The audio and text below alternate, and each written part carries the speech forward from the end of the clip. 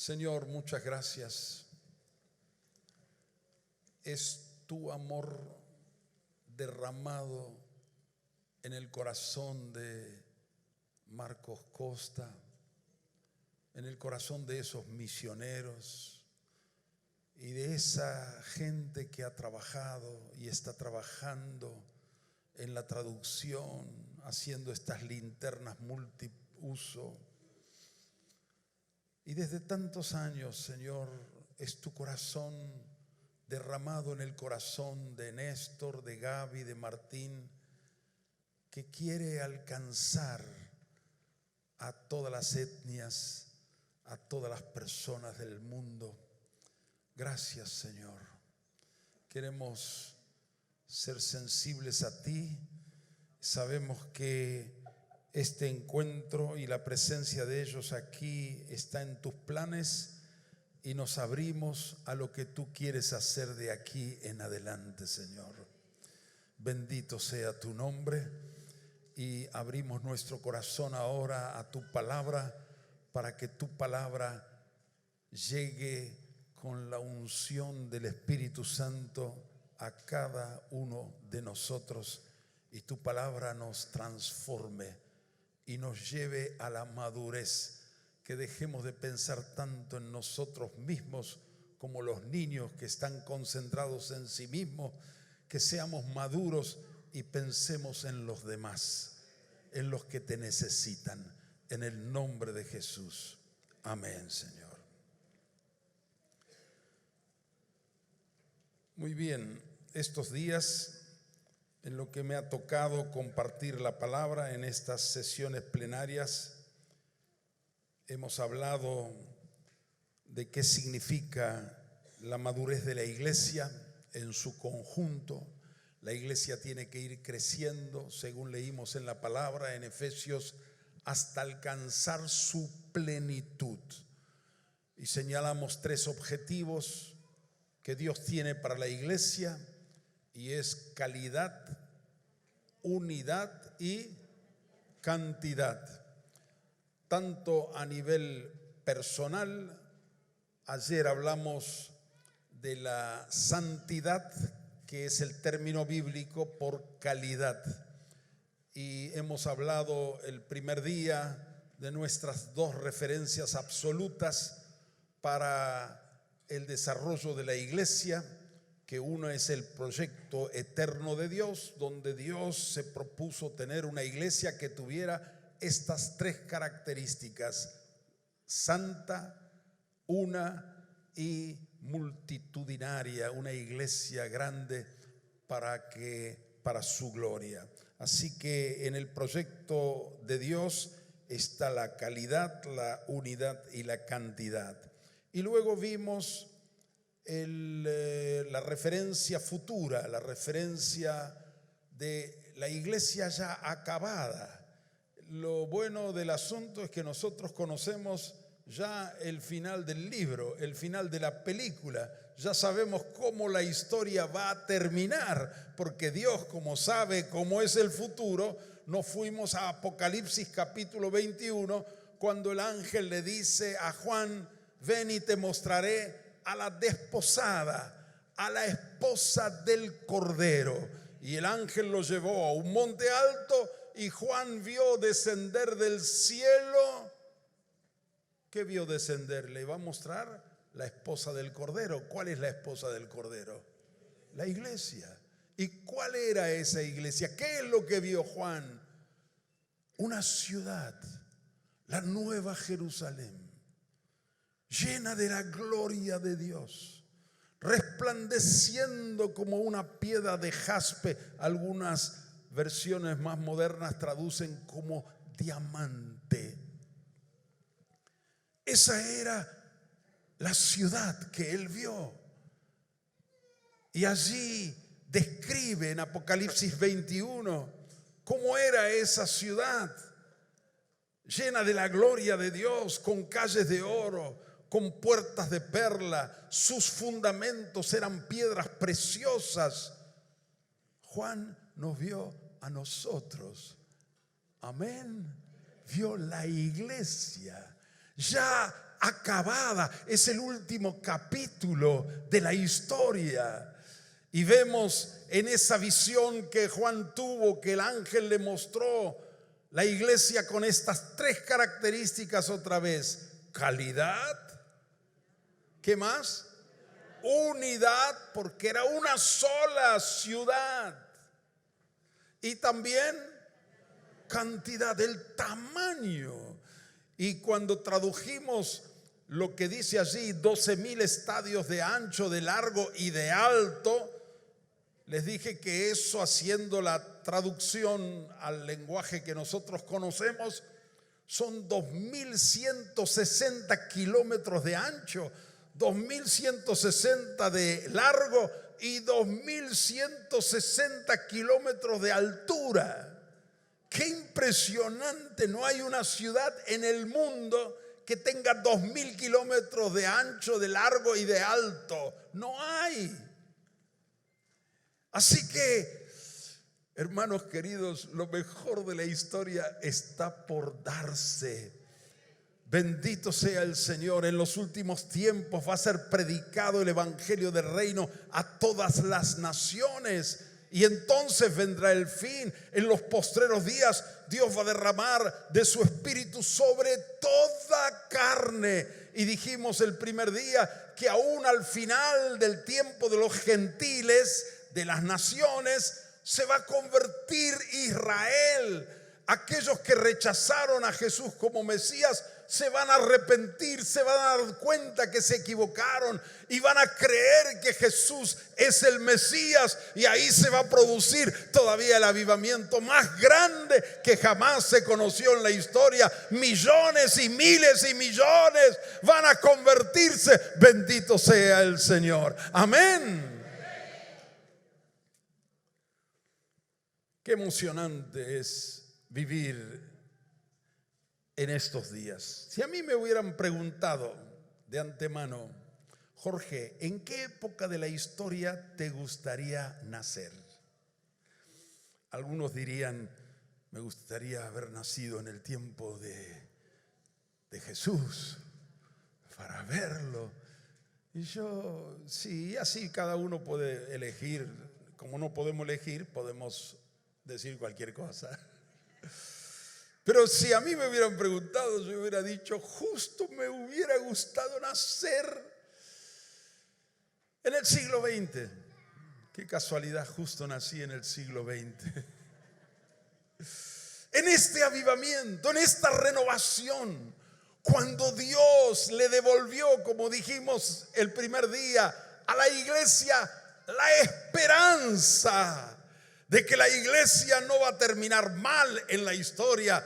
La iglesia va a recuperar su unidad, su calidad, su santidad y su crecimiento en medio de todas las naciones. En nuestra generación se dio un punto de inflexión. Las líneas divergentes que vinieron desde la Reforma para acá, que se dividieron y dividieron cada vez más, en nuestra generación se quebraron, y las líneas divergentes se transformaron en líneas convergentes, y vamos avanzando en esa dirección. Bendito sea el nombre del Señor. Y la iglesia va a volver a ser gloriosa y santa, sin mancha, ni arruga, ni cosa semejante. La iglesia va a volver a ser la luz del mundo, la sal de la tierra, y las naciones van a ser transformadas en el tiempo final, como fueron transformadas las naciones en los primeros siglos de la era cristiana. Bendito sea el Señor. Así que hoy quiero hablarles de la cantidad. Ya hablamos de la unidad, de la calidad. Más detenidamente hablamos de la calidad, de la santidad ayer, porque el tema es avanzar hacia la madurez. Pero una iglesia madura, como dije en la oración, no es la iglesia que está preocupada por sí mismo, sino por los demás. A un niño hay que darle de comer. Un bebé, ¿cómo dicen acá? Guagua. ¿Cómo dicen? ¿Bebé? ¿Bebé? Guagua es en Chile, ¿no? Guagua en Chile. Gracias. Entonces, a un bebé alguien lo tiene que atender, pero en la medida que crece ya el niño, ya ya puede alimentarse solo, el joven, el adolescente se cuida de sí mismo, pero cuando uno llega a la madurez, ya es padre, está cuidando de otros, y la iglesia necesita llegar a la madurez. Amén. No mirarse a sí mismo, sino pensar en los demás. En Buenos Aires hemos relanzado nuevamente con el Consejo de Pastores de la ciudad de Buenos Aires un plan que se llama el pastoreo de la ciudad. De tal manera que no seamos pastores de nosotros mismos, la iglesia pastoreándose a sí misma, sino que seamos los pastores de la ciudad, los maestros de la ciudad, los diáconos de la ciudad, que seamos los evangelistas, los profetas de la ciudad, los apóstoles de la ciudad, los servidores de la ciudad, de tal manera que la iglesia alcance madurez y no se mire a sí misma, sino mire hacia afuera, mire hacia los demás. Eso es lo que el Señor quiere de su iglesia. ¿Cuántos dicen amén? Entonces, para hablar de cantidad, la pregunta es esta. Ya sabemos que Dios tiene un proyecto eterno. Él quiere una familia de muchos hijos semejantes a Jesús. Una familia, unidad, muchos hijos, cantidad, semejantes a Jesús, calidad. El orden de los factores no altera el producto. Así que está todo dicho en esa frase. Ahora la pregunta hoy es: ¿a quiénes incluyó Dios en su proyecto eterno? ¿A quiénes? Esa es la pregunta. ¿A quiénes? Hubo en los siglos pasados una discusión teológica que aún quiere resucitar en este siglo. Está queriendo todavía algunos discutir esto en internet y no sé cuánto. Bueno, la discusión era entre los calvinistas y los arminianos. Unos enfatizando la predestinación cerrada, de que Dios ya tiene destinado a aquellos que van a ser salvos y aquellos que se van a perder. Y los arminianos que decían que no, que eso no era así. Bueno, esa discusión, vana discusión, inútil, a veces dividió la iglesia durante mucho tiempo. Entonces yo hago la pregunta: Dios tiene un proyecto eterno, y la pregunta es: ¿a quiénes incluyó en su proyecto eterno? Entonces yo respondo esa pregunta con 5 preguntas para que se responda a través de la palabra de Dios. La primera pregunta: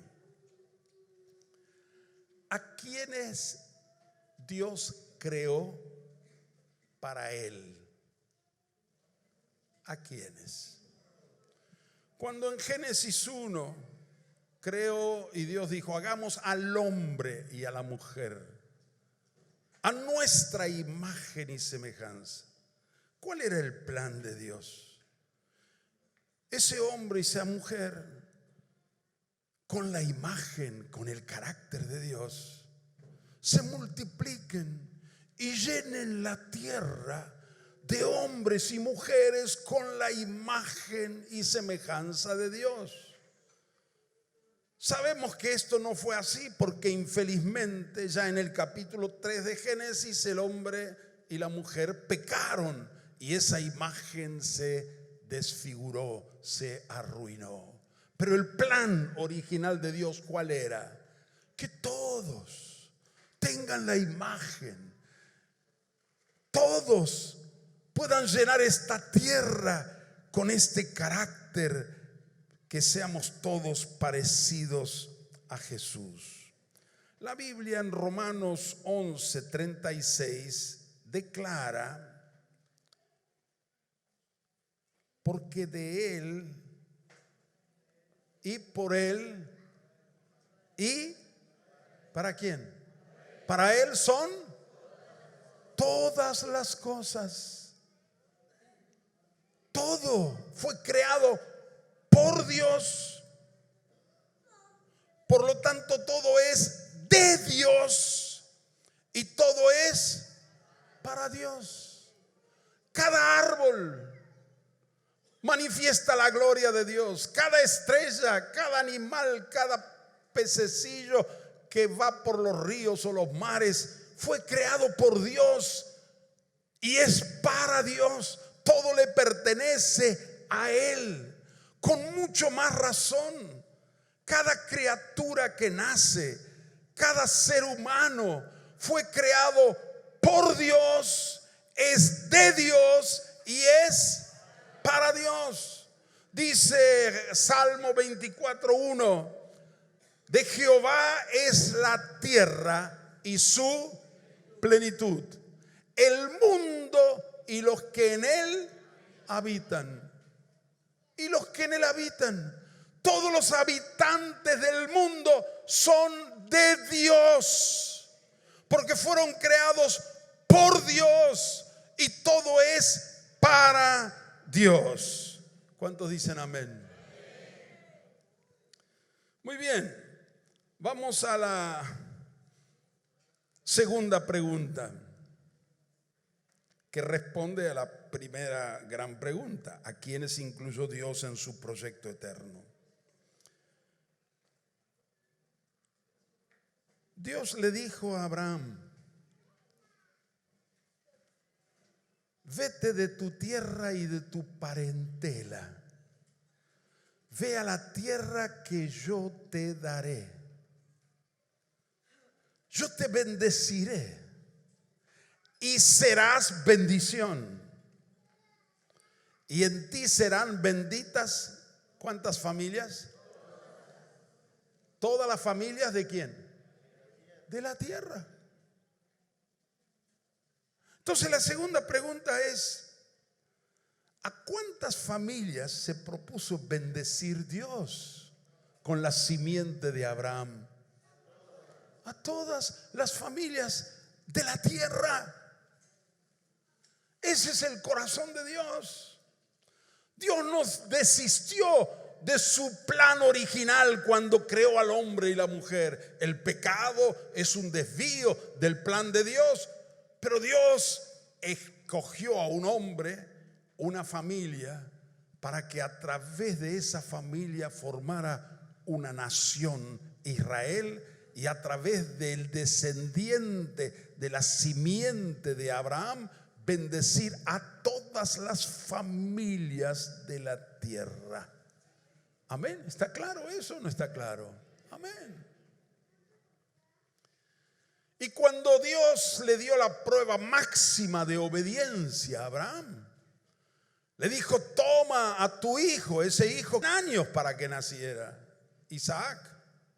Y cuando el niño era adolescente, Dios le dice: toma a tu hijo, a tu unigénito, y llévalo al monte Moria y ahí sacrifícalo para mí. Y Abraham obedeció. Tremendo es. Y llevó la leña, llevó el fuego, llevó el cuchillo. Y el hijo le dice: ¿y el cordero? Dios proveerá. Y cuando llegaron a la cumbre del monte, puso la leña, encendió el fuego y tomó a su hijo para sacrificarlo. Levantó el cuchillo para obedecer a Dios. Dios le dijo: basta, no lo toques, solo quería probarte. Y ahí Dios juró. El anterior prometió, pero aquí juró. Y como se leyó el primer día en Hebreos 6, interpuso juramento, lo cual indica inmutabilidad. ¿Y qué le dijo Dios a Abraham? por cuanto obedeciste a mi voz, en ti serán benditas todas las naciones de la tierra. Es lo mismo, todas las familias y todas las naciones, porque las naciones están formadas por familias. Pero aquí hay un juramento. Dios se propuso que en la descendencia de Abraham todas las naciones serán bendecidas. Amén. Tercera pregunta. ¿Por quiénes murió Jesús en la cruz? ¿Por quiénes?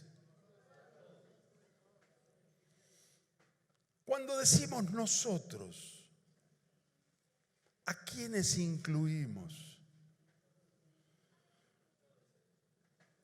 Cuando Isaías dice en el capítulo 53, todos nosotros nos descarriamos como ovejas, cada cual se apartó por su camino, mas Jehová cargó en él el pecado de todos nosotros. Ese todos, ¿a quién abarca?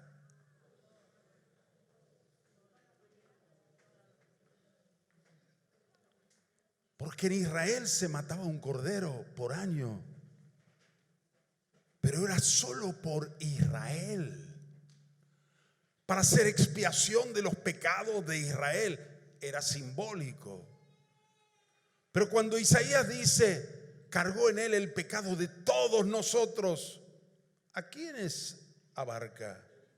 No está claro en Isaías, porque dice todos nosotros. Podría pensarse, como Isaías era hebreo, podría significar a todos los israelitas. Pero cuando Juan el Bautista, el último de los profetas del Antiguo Testamento, ve a Jesús llegar, levanta la voz y dice: he aquí el Cordero de Dios que quita ¿qué? El pecado del mundo. No de Israel, del mundo. Ahí se aclara lo que Isaías dijo cuando dice cargó en él el pecado de todos nosotros. No era como el corderito que mataban en Israel cada año en el día del Yom Kippur, el día del perdón, sino de todas las naciones, de todo el mundo. Y dice también Pablo en 2 Corintios capítulo 5, porque Dios estaba en Cristo reconciliando consigo ¿a quién? Al mundo, no tomando en cuenta a los hombres sus pecados. Así que Cristo es el Cordero que quitó el pecado del mundo. En Cristo Dios estaba reconciliando consigo al mundo. ¿Cuántos dicen amén? ¿Por cuántos murió Jesús? Por todos. Muy bien. La cuarta pregunta: ¿a quiénes nos envió a predicar Jesús resucitado? Cuando Jesús resucitó entre los muertos, se apareció a sus discípulos y les dijo: id por todo el mundo y predicad el evangelio a toda criatura. Así que a todo el mundo, a toda criatura. Y Mateo lo dice con otras palabras: toda potestad me es dada en el cielo y en la tierra, por lo tanto, id y haced discípulos. ¿A quiénes? A todas las naciones. En el griego todavía es más específico. Dice a todas las etnias. Así que la orden es llevarle la buena noticia a todos y hacer discípulos a todas las etnias, a todas las naciones.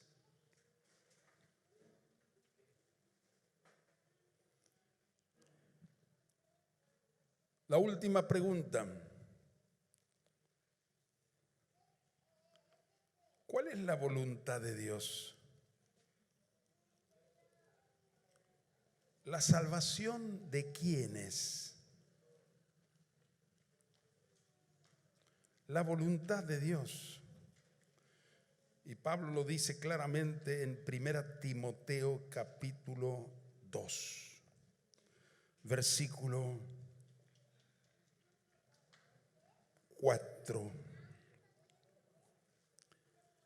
Dice: el cual, refiriéndose a Dios, quiere que todos los hombres sean salvos y vengan al conocimiento de la verdad. Ahora, esta palabra quiere en castellano es un poco débil, porque puede ser simplemente una expresión de deseo. Sí, Dios quisiera. Pero aquí en el griego, la palabra quiere es el verbo de la palabra voluntad, lo cual se podría traducir más precisamente así: la voluntad de Dios no es simplemente que quiere, que desea.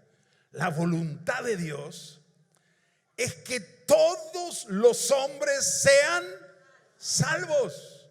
Eso es lo que Dios quiere. Esa es su voluntad. Ahora, Dios no es un tirano, no es un dictador, no va a obligar a nadie. Pero su voluntad, su previsión, su provisión, su plan es que todos sean salvos y vengan al conocimiento pleno de la verdad. Amén. Y también Pedro dice en la segunda epístola de Pedro, dice allí, vamos a leer,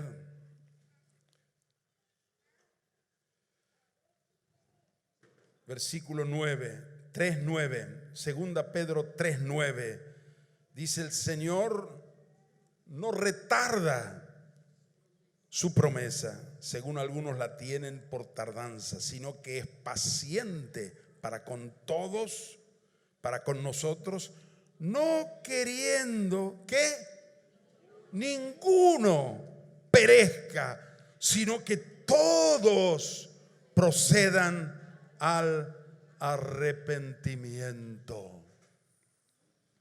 Amén. Ahora nos queda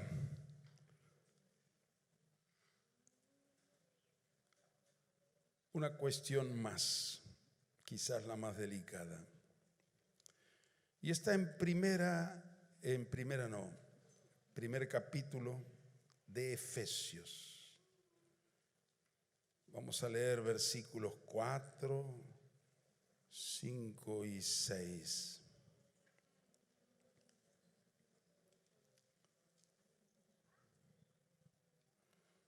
Cuando dice Pablo aquí, según nos escogió, nos,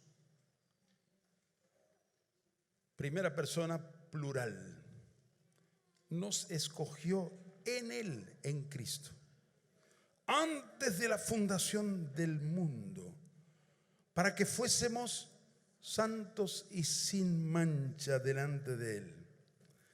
En amor, habiéndonos, versículo 5, predestinado para ser adoptados hijos suyos por medio de Jesucristo, según el puro afecto de su voluntad.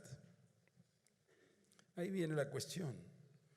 Cuando dice Pablo, nos escogió, primera persona plural, habiéndonos predestinado, ¿a quién? A nosotros. ¿A quiénes abarca esa primera persona plural? ¿A quiénes escogió? ¿A quiénes predestinó? Para adoptarlos como hijos suyos por medio de Jesucristo. Y aquí tengo que hacer una importantísima aclaración.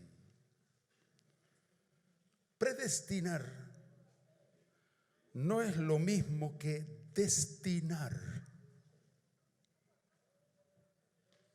Tiene el verbo destinar, pero tiene un prefijo, pre, y hace una gran diferencia. Los musulmanes creen en el destino. Los musulmanes en su teología afirman que cada persona que nace ya está destinado para el cielo, que le llaman paraíso, o para el infierno. Ya está destinado. Haga lo que haga, es así. Incluso los musulmanes creen en el destino, en la fatalidad. Y ellos tienen una máxima que dice así: nadie muere en la víspera. Ya está marcado el día que vas a morir, así que hagas lo que hagas, el día ya está marcado. Por eso nosotros tuvimos hace algunos años atrás un presidente que se llamaba Carlos Menem, que era de familia musulmana, pero él luego se convirtió al catolicismo. Él se hizo católico, pero su mentalidad era musulmana. Por eso él no quería llevar guardaespaldas, porque él decía, nadie muere en la víspera. Así que yo puedo ser temerario, puedo arrojarme de la terraza de un alto edificio, total,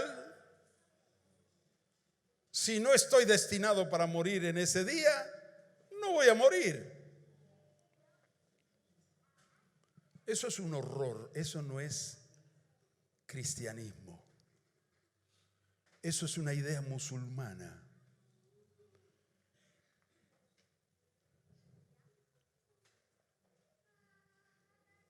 Yo puedo tener ahora un revólver, ponerlo en mi sien y pegarme un tiro y caer muerto. ¿Era la voluntad de Dios? Digo, ¿era o no? No. La Biblia nos enseña, no tentarás al Señor tu Dios. ¿No le dijo el diablo a Jesús cuando le llevó al pináculo del templo? Salta porque escrito está. ¿Qué le respondió Jesús? No tentarás al Señor tu Dios.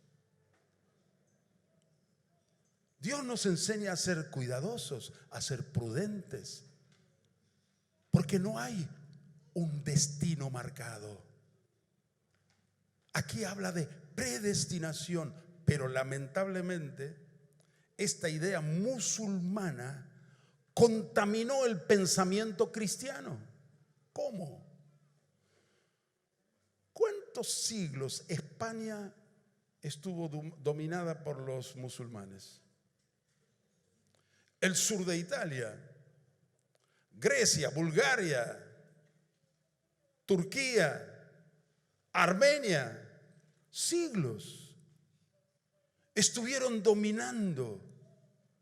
Y esa idea del destino contaminó y los cristianos aún teólogos se confundieron predestinación con destinación, predestinar con destinar. Los musulmanes creen en el destino, los cristianos no creemos en el destino. ¿Y entonces qué es predestinar? Es preasignar. Dios a todos los que creó les dio un destino de antemano, que sean sus hijos. Amén.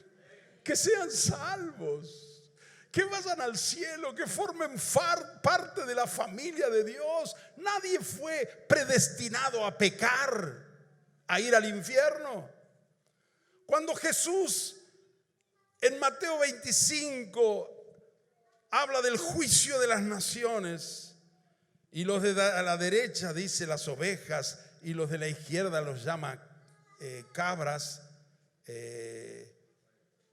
¿Cómo? Lo de la izquierda, perdón. ¿Qué le dice a ellos? Al fuego eterno. Y agrega, preparado para el diablo y sus ángeles. Dios no creó el infierno para los hombres, sino para el diablo y sus ángeles. Pero Dios no puede obligar a nadie a que sea su hijo. No puede obligar a nadie a que vaya al cielo. Dios hizo todo el gasto, todo el sacrificio, mandando a su hijo para que todos sean salvos. Pero Dios respeta la voluntad del hombre que creó a su semejanza. Y el hombre tiene que decidir si acepta a Jesucristo como el Hijo de Dios, como su Señor. Amén. Tiene que tomar la decisión y Dios tiene que respetar. Si no, violaría su naturaleza. Dios respeta la voluntad de las personas. Así que cuando Pablo dice, nos escogió, nos predestinó para adoptarnos a sus hijos, se refiere a todos. Predestinar es como preasignar. Imaginemos que una empresa construye 100 casas para sus obreros y busca los mejores en calificación como obreros y les preasigna un departamento a cada uno. ¿Puede la empresa obligarle a que tome esa casa? No. Le preasignó. Ahora depende del obrero que lo acepte. Sería necio si no lo aceptara. Porque el departamento es excelente, el precio es bajísimo, la forma de pago es muy cómoda, pero el obrero tiene que decir sí quiero. Fueron preasignados, no asignados, porque eso sería una imposición. Dios no impone la salvación a nadie. Amén. ¿Queda clara la idea? Así que Dios quiere la salvación de todos, a todos predestinó. Por eso dice, vayan y lleven esta buena noticia a todos. La buena noticia del reino de Dios. El que creyere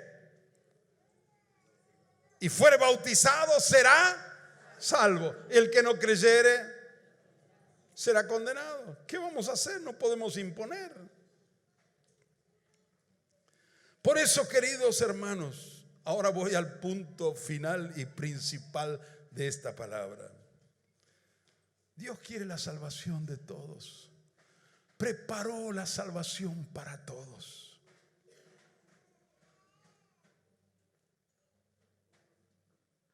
Y Dios te llama a ti, me llama a mí, a predicar el evangelio. Amén. ¿A quiénes? a todos. Y Pablo era tan fuerte esta convicción que tenía, que dice él: a todos soy deudor. En cuanto a mí, estoy pronto para anunciarles el evangelio a ustedes también que están en Roma, porque no me avergüenzo del evangelio, porque es poder de Dios para salvación a todo aquel que cree. Yo tengo una buena noticia para todos, pero tiene que creer, tiene que aceptar. A todo el que cree. Así que no tenemos que desechar a nadie, ni al homosexual, ni al drogadicto, ni al narcotraficante, ni al presidente corrupto, ni al ladrón, ni al hombre bueno, a la mujer buena, hacendosa de su casa. Es para todos. Y esta es nuestra responsabilidad. Dios nos llama a colaborar con Él, a compartir con todos las buenas noticias del reino de Dios. Todos necesitan y merecen saber que Dios les ama y que tiene un plan maravilloso para sus vidas. Amén. No todos responderán positivamente al llamado del Señor, pero hay muchos en este país que tienen hambre y sed de justicia. Cada uno de nosotros, al ver a nuestro vecino, compañero de trabajo, compañero de estudio, al ver a un conocido o un desconocido, debemos acercarnos y darle esta buena noticia. Mirarle a los ojos con amor, con una sonrisa, y decirle: Dios es tu creador. Tengo una buena noticia para ti. Dios te conoce muy, muy bien. Y Él te ama mucho. Tú no naciste para vivir así como estás viviendo. No naciste para pecar. Dios tiene un plan maravilloso para tu vida. Él quiere que seas su hijo, su hija. Él quiere que vivas una vida linda, santa, pura. Naciste para ser hija de Dios, hijo de Dios. Naciste para Dios, para su gloria. Dios tiene un plan para que tu vida sea una vida de victoria, una vida linda, una vida abundante. Dios quiere que vos, tú y yo seamos como Jesús. Hay tantos a nuestro alrededor que están lejos de Dios. Están heridos, atados, engañados, confundidos. Viven practicando el pecado. Están destruyendo sus vidas. Están perdidos y no lo saben. Son como ovejas que no tienen guía, no tienen pastor, no tienen enseñanza. No saben cuál es la verdad. Los padres no saben qué hacer con sus hijos. Los ven que avanzan hacia las drogas y los vicios y el sexo libre.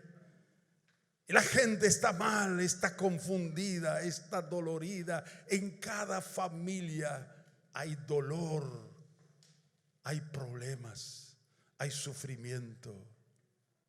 ¿Cómo me puedo callar? Si yo conozco la verdad, yo tengo la solución para esa gente. ¿Cómo me puedo callar? Si yo tengo una buena noticia que les puede cambiar completamente la situación, les puede cambiar la vida, la familia, no solo aquí en la tierra, sino en la eternidad. No puedo callarme. En el nombre de Jesús, hoy te invito a que tomes esta decisión. No me voy a callar. Amén. Voy a dejar de lado la vergüenza, la timidez. ¿Qué me importa la vergüenza y la timidez? Que me digan, que se rían, que se burlen, que me rechacen, pero alguno me va a aceptar. Alguno se va a salvar y otro más y otro más. Amén. Necesitamos esta mañana tomar una decisión. No me voy a callar más en el nombre de Jesús. Amén. Voy a compartir lo que tengo. Este es el deseo de Dios. Lo que me mueve es el amor de Dios hacia esa gente. Dios hizo el sacrificio mayor, entregó a su Hijo por todos ellos. Yo tengo que hacer el sacrificio menor, pero sacrificio al fin. Tengo que superar mi comodidad, mi tranquilidad de buscar la vida más cómoda. Tengo que tomar la cruz y seguir a Jesús. Amén. Dios quiere cantidad con calidad y en unidad. Así que, hermanos, todos están incluidos en el proyecto de Dios.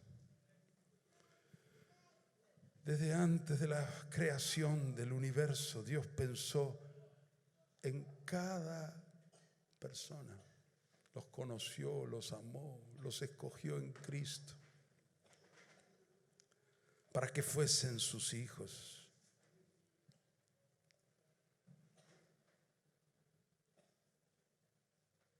Para que fuesen parte de la familia de Dios, hijos de Dios, hermanos de Jesús, hermanos nuestros, transformados a la imagen de Cristo. Así que, hermano o hermana, Dios quiere usar tu vida como canal para que su salvación alcance a muchos. Hoy, de nuevo, conságrate a Dios para servirle. Ora por los perdidos. Ámalos. Ten un cuaderno de oración por los perdidos. Ora con nombre, si sabes el nombre, y si no, alguna característica de la persona. Haz la lista y ora todos los días por ellos. Y pide a Dios que te dé alguna palabra, alguna idea, alguna forma mejor de aproximarte. Tenés que entrar de lleno a esta tarea, a esta misión. Acércate a esas personas por las cuales estás orando. Saluda a los que no acostumbrabas a saludar. Acércate a los que no te acercabas. Deja que el Espíritu Santo te guíe. Deja que Dios sea creativo en la evangelización. Todos necesitan, todos merecen oír el evangelio.